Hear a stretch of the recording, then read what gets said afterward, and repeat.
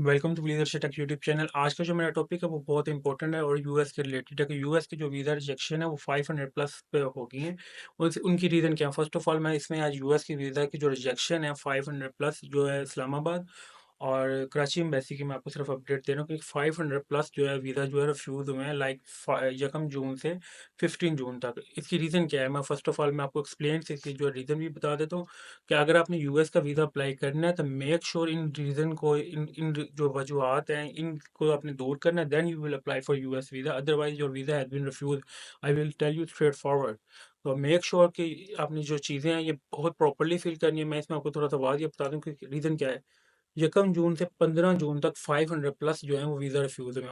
First of all एक क्या reason है कि DS-160 जो है आप लोग फॉर्म जो है नॉट फिल प्रॉपरली। आप जो अपना DS-160 का फॉर्म है वो प्रॉपरली फिल ही नहीं करते। आप विद इन आधे घंटे के अंदर, with in half an hour के अंदर आप क्या करते हैं, अपना DS-160 जल्दी जल्दी में फिल करके वीडियो देख के मेक श्योर कि 2025 में DS-160 थोड़ा सा टेक्निकली वो देख रहे हैं। मेक श्योर कि आई विल रिपीट अगेन कि जब आप DS-160 फिल करें तो मेक श्योर बड़े सुकून से करें।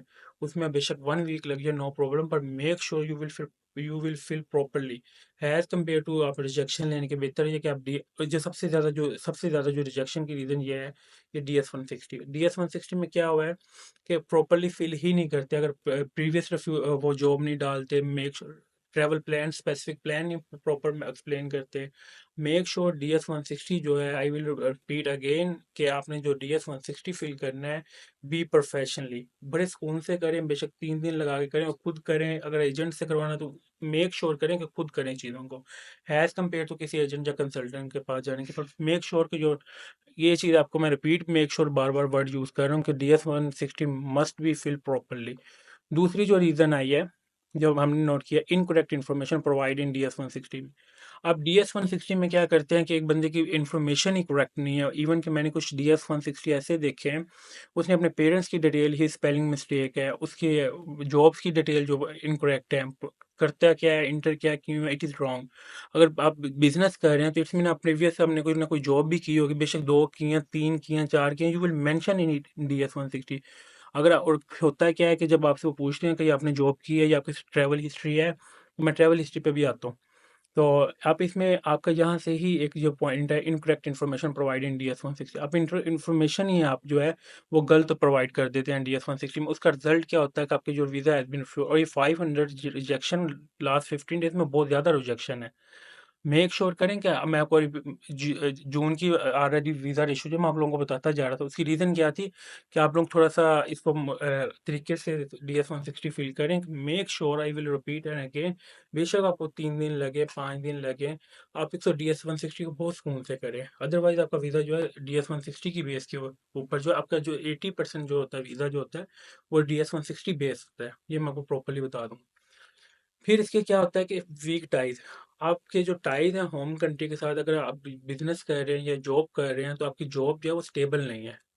वो कहते हैं स्टेबल नहीं है बंदा तो ये वापस नहीं आएगा। इट्स मीन कि इसका इट्स नॉट मीन कि आपके आपके फैमिली इधर है या आपके वो पेरेंट्स इधर हैं, you will come back in Pakistan. तो उसकी ये आपको मैं थोड़ा सा बता दूं, वीक टाइज का मतलब ये होता है आप लोगों के जो पर्सनल वीक टाइज हैं उसमें आपके इतने एसेट नहीं होते कि आप लोग वापस आने के उनको नजर आए, क्योंकि वो आपको जो मैं आपकी बात प्रॉपरली बता दूं, आपके इंटरव्यू से पहले ही और शी विल डिसाइड कि हमने सुबह इसको वीज़ा देना है या नहीं देना। वो एवरीथिंग उन्होंने पहले प्लान किया होता है और आपकी सारी वो वेरिफिकेशन कर रहे हैं।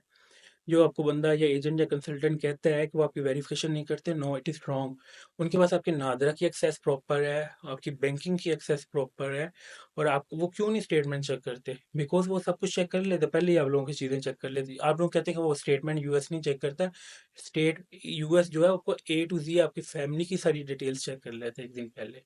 मेक श्योर कि अपने टाइज जो है वो स्ट्रॉन्ग करें, then you will apply for US visa. Rejection लेने से बेहतर है। अगर एक दफ़ा यूएस की वीज़ा की रिफ्यूज़ल लग जाती तो दोबारा वीज़ा लेना बहुत मुश्किल हुआ पड़ा है इस टाइम पे। देन फोर्थ पॉइंट मैं आपसे डिस्कस करता हूँ, पर्पस ऑफ विजिट। आपका जो पर्पस ऑफ विजिट है, लाइक आपका कॉन्फ्रेंस है, तो आपने आप कॉन्फ्रेंस जो है वो प्रॉपरली मेंशन, आप उसको पर्पस ही नहीं क्लियर करते। कॉन्फ्रेंस होती है लाइक 1 to 3 डेज, 1 से 3 दिन के अंदर, और आपका जो प्लान होता है वो 2 माह का होता है। आप उसके अंदर प्रॉपर अपना पर्पस मेंशन करें कि आपसे वो पूछते हैं कि जी what is purpose to go for US, आप कहते हैं I will go for attend conference. वो ये चीज़ देख लेते हैं, कॉन्फ्रेंस इसकी 3 दिन की है, और प्लान इनका 15 डेज का 20 डेज का यू विल मेंशन कि I will attend for I will go for attend US conference and also for tourism purpose. Note के आपने क्या करना है, आपने प्रॉपरली मेंशन करना है कि एवरीथिंग कि मैं भाई विजिट भी करना है, मैंने फिरना भी है एंड मैंने कॉन्फ्रेंस भी अटेंड करनी है। ये आपका पर्पस पर्पस जो है इसकी वजह से, ये पहले क्वेश्चन, ये सबसे पहला क्वेश्चन होता है ये, what is purpose to go for USA. Make sure you, इसका जो आंसर है आपने प्रॉपरली जो है वो देना है। पांचवा जो क्वेश्चन है जो मैंने आप लोगों को एक चीज देखी है, poor communication and poor preparation of interview. इसमें आपको जो कम्युनिकेशन है, आपकी कम्युनिकेशन स्किल है वो बहुत इतनी अच्छी नहीं होती। आप जो बोल रहे होते हैं उसको समझ नहीं आती। आप अगर आप कोशिश करें, अगर आप लोग इंग्लिश में इंटरव्यू नहीं दे सकते, make sure you will select Urdu. आप इंग्लिश देते-देते उनको समझ ही नहीं लगती कि आप बोल क्या रहे हैं। आपको जो पुअर, एक तो पुअर कम्युनिकेशन होती है उसमें, जो वो बोल रहा होता है आपको प्रॉपर्ली नहीं समझ लगती, जो जो आप बोल रहे होते हो उसको नहीं समझ लगती एम्बेसडर को। मेक श्योर कि यू विल डिसाइड कि आप किसमें प्रॉपर्ली इंटरव्यू दे सकते हैं, इंग्लिश में दे सकते हैं, उर्दू में दे सकते हैं। ये अगर आप कॉन्फ्रेंस अटेंड के लिए जा रहे हैं तो मेक श्योर आपने इंटरव्यू इंग्लिश में देना है। और अगर आप वैसे ही टूरिज्म पर्पस के लिए जा रहे हैं तो make sure you will type in Urdu. अब उर्दू में करें हैज़ कम्पेयर टू, आपकी जो सबसे बड़ी जो मैंने रिजेक्शंस की 12 रीज़न देखी है, मैं बता रहा हूँ, ये मैं सबसे ज़्यादा मैंने इसके अंदर देखे। बहुत रीज़न है पर जो मोस्टली जो आ रही हैं रैंडमली, जो 450 की जो रीज़न है मैं उसको डिस्कस कर रहा हूँ 500 में से। देन आपसे मैं करता हूँ नो ट्रैवल हिस्ट्री। अब इसमें नो ट्रैवल हिस्ट्री का मैं थोड़ा सा बता दूं, मेक श्योर कि अगर तो आप लोगों के पास एसेट नहीं है, आपके टाइज नहीं है, तो then you will not apply for US visa. हाँ, अगर आपकी ट्रैवल हिस्ट्री है देन यू विल अप्लाई। अगर अब फिर एसेट नहीं है फिर कोई इशू नहीं। अगर आपके एसेट भी नहीं है और ट्रैवल हिस्ट्री भी नहीं है तो मेक श्योर कि आप दोनों में से एक चीज़ कर लें, या अपनी ट्रैवल हिस्ट्री बना लें। और ट्रैवल हिस्ट्री में ये मैं आपको थोड़ा सा ब्रीफली एक्सप्लेन कर दूं, जो आपको एजेंट्स कहते हैं जी, Singapore, Thailand, Malaysia, Qatar, Oman या दुबई या सऊदीया, इसकी ट्रैवल हिस्ट्री मैटर नहीं करती। अगर आपने ट्रैवल हिस्ट्री बनानी है तो मेक श्योर आप जापान की बनाएं, आप न्यूजीलैंड की बनाएं, शेंजन की किसी स्टेट की बनाएं, फिर अगर यूएस का वीज़ा लेना है। और अगर आप इनके जो इनका मैंने कंट्रीज का नाम लिया, थाईलैंड, सिंगापुर, मलेशिया, इनके आप 10-10 दफ़ा भी वीज़ा कर लें, विजिट करें, इट्स मीन कि इसका कोई आपको इफेक्ट नहीं है आपके पासपोर्ट पे, क्योंकि ये ई वीज़ा है तो इसका कोई फ़ायदा नहीं है। मैं बार बार रिपीट कर रहा हूँ कि अगर आपने ट्रैवल हिस्ट्री बनानी है तो या शेंजन की लगवाएं, न्यूजीलैंड का लगवाएं, या उसका लगवाएं जापान का। जब आपके शेंजन की अगर किसी स्टेट की मैं बात करूं, तो अगर शेंजन की किसी स्टेट का आपका वीज़ा लग जाए तो इट्स मीन आपको यूएस के जो है 99% चांस हो जाते हैं। न्यूजीलैंड का लग जाता है, न्यूजीलैंड का वीज़ा जो है बहुत पावरफुल वीज़ा है। जापान का वीज़ा एक पावरफुल वीज़ा है। मेक श्योर जो आप लोग इधर दुबई या ओमान या कतर या सिंगापुर या थाईलैंड जाते हैं, इसके आपके पासपोर्ट पे कोई फ़र्क नहीं है ट्रैवल हिस्ट्री के रिलेटेड।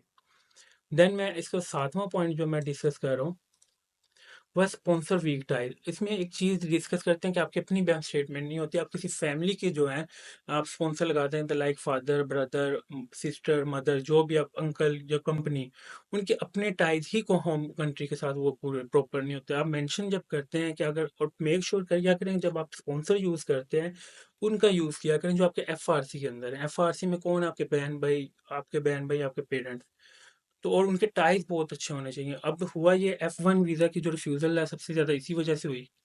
B1 B2 की जो रिफ्यूज़ल है वो भी इसी वजह से सबसे, क्योंकि स्पॉन्सर की जो वीक टाइज हैं वो मैटर करते हैं।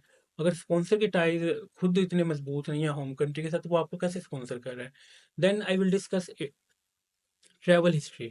अच्छा, इसमें एक आपको मैं बता देता हूँ कि जैसे मैंने आपको बताया कि ट्रैवल हिस्ट्री में इसमें हाई हाई रिस्क कंट्रीज आ जाते हैं। ट्रैवल हिस्ट्री की आपने डायरेक्ट ईरान का ट्रैवल किया हुआ है, ये आपको डाउटफुल करेगा।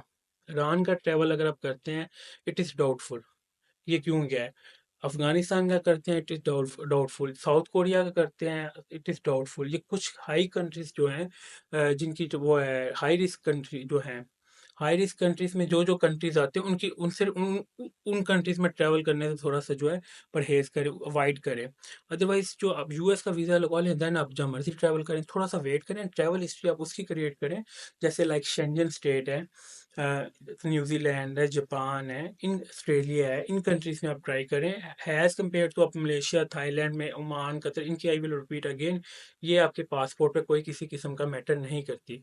ये जो ट्रैवल हिस्ट्री जिनका लाइक ईरान है, अफगानिस्तान है, कुछ ऐसे कंट्रीज हैं जो आप लोग इंटरनेट से आप देखेंगे कि मेंशन है इसमें हाई रिस्क कंट्रीज में कौन कौन से कंट्री, उस कंट्रीज में अभी जाने से अवॉइड करें अगर आपने यूएस का वीज़ा अप्लाई किया हुआ है या करना है। देन एक चीज़ आती है कि 9 पॉइंट में मिसमैच DS-160 एंड इंटरव्यू। इसमें क्या होता है कि आप लोग के DS-160 में कुछ और मेंशन होता है एंड इंटरव्यू में आप कुछ और बता रहे होते हैं। ये सबसे ज़्यादा जो मैंने इसकी इसकी भी ये बहुत ज़्यादा रीज़न है कि आपने जो ट्रैवल प्लान, आप स्पेसिफिक प्लान जब देते हैं कि जी मेरा 15 दिन का है और आप उसमें जगह नीचे जो है वो लोकेशन भी नहीं लिखते। मेक श्योर कि आपने चीज़ें लोकेशन लिखनी है, और जब आपसे वो क्वेश्चन पूछे इंटरव्यू में, what is purpose to go for US, you will explain कि भाई मैंने इस जगह जाना है, मेरी ये कॉन्फ्रेंस है, देन मैंने जो है इस जगह पे जो है विजिट करना है। You will answer properly. और आपने आई कॉन्टेक्ट, जो आई पे आई, आंखों से आंखें मतलब आई कॉन्टेक्ट करना है। ऐसे नहीं करना कि वो आपसे क्वेश्चन कर रहे हैं, आप नीचे देख रहे हैं, साइड पे देख रहे हैं। No, it is a bad impact. और ये क्योंकि आप लोग इंटरव्यू ऑलरेडी, जिन्होंने का रिफ्यूज हुआ वो ऑलरेडी देख भी चुके हैं कि इंटरव्यू आपका 1 से 2 मिनट में, तो he will decide with in 1 to 2 second. One two जब वो आपसे बोलने लगते हैं ना, वो आपका इंप्रेशन देख लेते हैं। ही और शी इज बेस्ट ऑब्जर्वर। मैं आपको ये प्रॉपरली बता दूं कि मेक श्योर कि चीज़ों को पहले अच्छे से सही करें, then you will apply for US visa. और ये सबसे ज़्यादा जो 500 में से 450 की ये रीज़न है। ठीक है, और मेक श्योर कि आपने चीज़ों को जो है सही करना है। देन आपकी आ जाती है social media activity. Social media activities peak पे है। क्या आप जब DS-160 फिल करते हैं, आप अपना DS-160 के अंदर मेंशन करते हैं कि जी मेरा ये सोशल मीडिया अकाउंट है, वो आपके सोशल मीडिया जब से रन कर रहे होते हैं, वो आपके सारे जो है वो बैकग्राउंड आपको वो चेक करते हैं सोशल मीडिया का। मेक श्योर कि आपने कोई ऐसी एक्टिविटी सोशल मीडिया में किसी कंट्री के खिलाफ, किसी पोलिटिकल एक्टिविटी में आप इन्वॉल्व ना हो। ठीक है, किसी इंतशार वाली पसंद वाली चीज़ पे आप इन्वॉल्व ना हो। देन आपके पास अब आ जाता है 11 point, applicant profile does not match purpose of visit.